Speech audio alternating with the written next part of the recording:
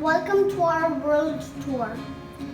We are gonna travel the world through food and make one recipe from each country of the world.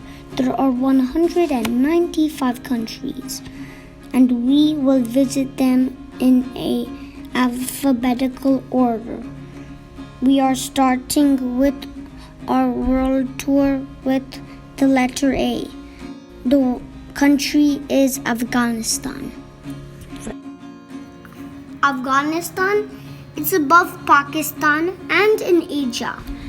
So after going through many recipes across various websites and YouTube, I picked Aushak as the dish to make from Afghanistan. This is an absolutely delicious recipe. We loved it, as you'll see in the taste test. This is a dumpling which is filled with chives mainly, and these dumplings are served on a sauce of yogurt as well as a meat or lentil sauce. So for this version, I have chosen to make it in a vegetarian manner by using split peas or chana dal. And though this is time intensive and laborious, and I can understand now why it's only made for special occasions, I hope you'll give it a try. Let's go and start making this. As our channel theme suggests, I'm going to try and use as many ingredients from the yard whenever possible. So this recipe has the main ingredient as chives, allowing also for the use of scallion greens or leeks. So I'm going to use the chives that I've been growing in these grow bags, and also scallion greens from other grow bags. These chives were planted as seeds in spring, and they really took off as the temperatures started getting higher. And I'm going to cut all the green tops off these as well as the scallions and use them for the recipe today. Here is a detailed list of ingredients for your easy reference, and for additional written instructions, please see the link in the description box below.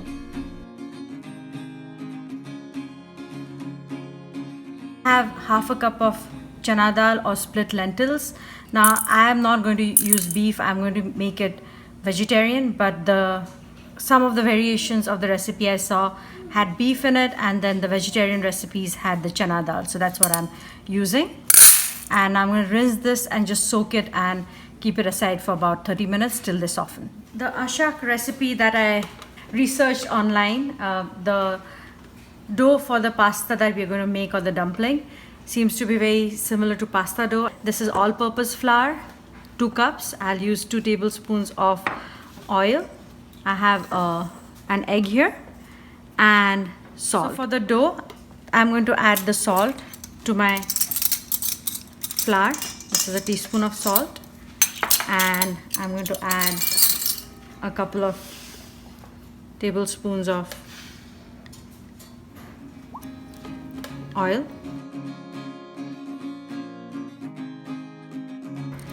and then this is 1 egg, and then I'll start kneading this in my stand mixer. You can use your hands too, and I'll add enough water to make a firm dough.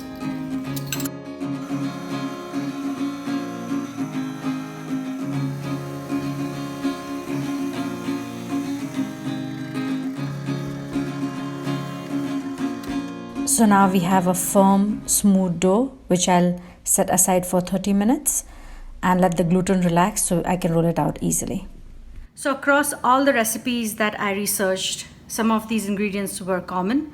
That is onion. This is 1 cup of onion, finely chopped, half a cup of tomato puree, 1 teaspoon of finely chopped garlic, salt, turmeric powder, paprika powder or chili powder, and then coriander powder.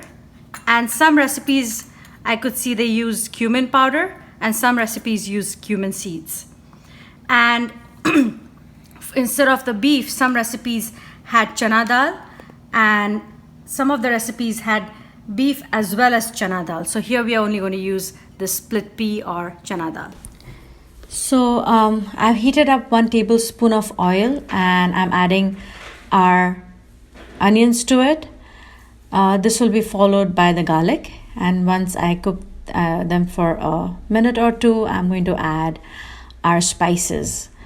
I'm adding 1/4 teaspoon of turmeric, half a teaspoon of the cumin seeds, half a teaspoon of coriander powder,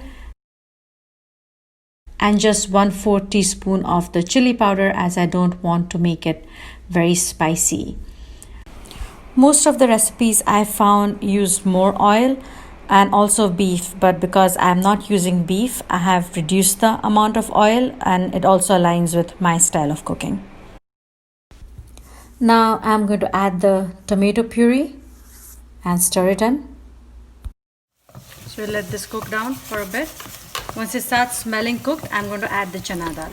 Now I'm going to add my split peas or chana dal, and most of the recipes call for this to be cooked for about half an hour to an hour. Some cook it for 2 hours, and then the consistency of the chana dal seems to be where it is cooked through but not mushy, so you can actually see the peas. So what I'm going to do is that I'm going to add some water to it, the salt, and then I'm going to pressure cook it to get that consistency. So in my cooker, it's going to be about 2 whistles, and in an instant pot, I think it would be about 8 to 10 minutes at high pressure. After this preliminary cooking, I will check to see if the consistency is as I could see in the recipes, and if not, I'll just add the water and cook it further as needed. So most of the recipes I saw made this in a very large quantity. So since I'm scaling it down, I'm going to taste the salt after adding. This is 1/4 teaspoon of salt that I'm adding, and then I'm just adding very little chili flakes to this. So I tasted it, and I'm going to add some black pepper to it. Some of the recipes had black pepper, some of the recipes had red chili flakes. So this is about 1/8 teaspoon of black pepper, and then we will add 2 teaspoons of oil to this.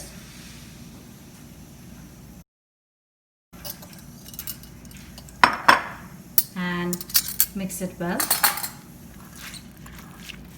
Make sure it's really well coated. And this is the filling for the dumplings.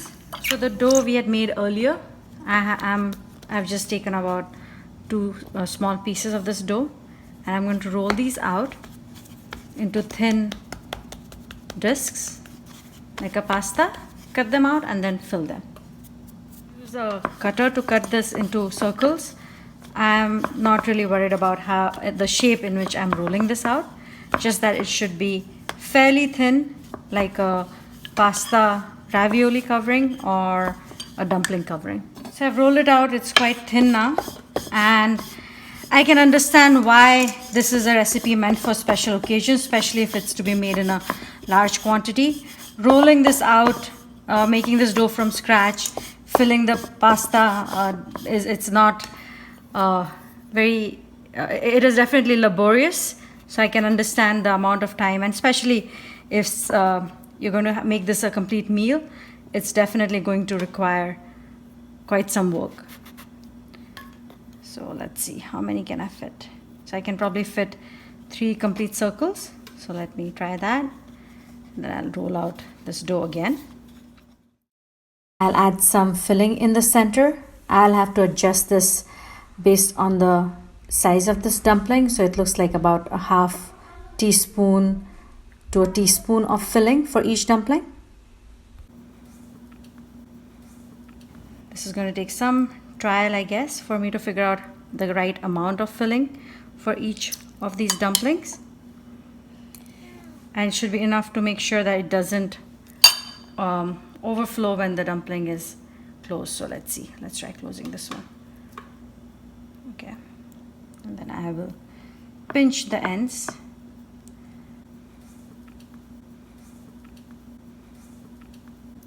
So I think this quantity seems to be appropriate. for these dumplings. And then I will place it on a tray and cover it with a cloth so they don't dry out, and form all of the dumplings that we can with the stuffing I have made. So with 1.5 cup of the chives mixture, I was able to make 30 dumplings. My cutting ring was about 3 inches in diameter, so these are fairly good size dumplings, as you can see. And one of the learnings is that make sure to drain that mixture really well, drain all the water. As you can see, a couple of my dumplings became a little wet, so I flipped them over, but the rest look all fine. So that's one of the learnings from this. I'm heating up some water, and as it comes to a boil, I'm going to make the yogurt sauce. So the yogurt sauce is fairly easy. I have 1 cup of homemade yogurt here. You could use store-bought yogurt as well, and this is just regular yogurt. The water has not been drained, so it's not a thick yogurt. I have a heaped 1/4 teaspoon of garlic, so it is 1 clove of garlic that I'm grated, so it is finely minced. And I'm going to stir this in, and I'm going to add just a little bit of salt and adjust it to my taste. And this is our sauce, which will go at the base of this dish. So the water is at a nice rolling boil. I have reduced the heat to a medium heat, and I'm going to drop these ravioli into the water, and I'm going to just let them float, and I guess that would be the indication, like any other ravioli, that these are cooked through.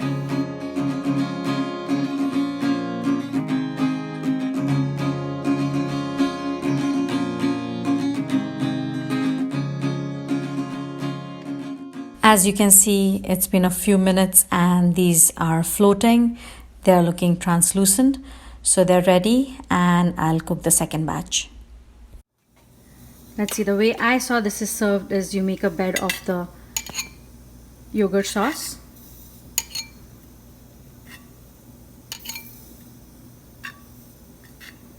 And then you add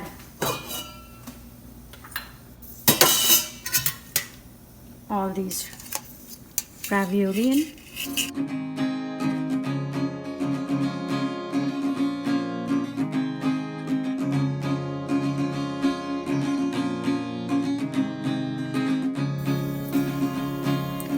And then there's another layer of the yogurt sauce.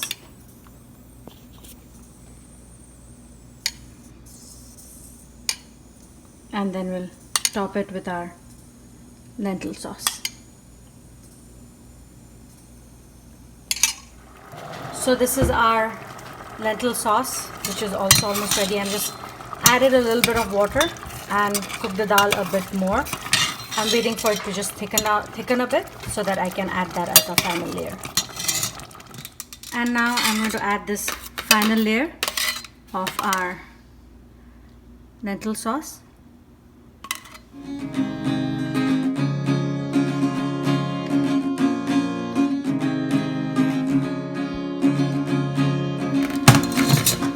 This is dried mint.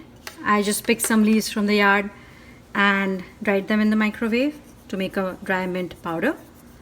And I'm just going to sprinkle that over this before we serve it. And several of the recipes also had sprinkling of paprika, but I'm not going to add any more chili powder, just the mint, and then we'll be ready to serve this. So let's see.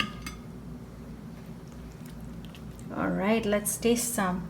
Okay, so let's taste. Should I cut it for you? Yeah. All right, here you go.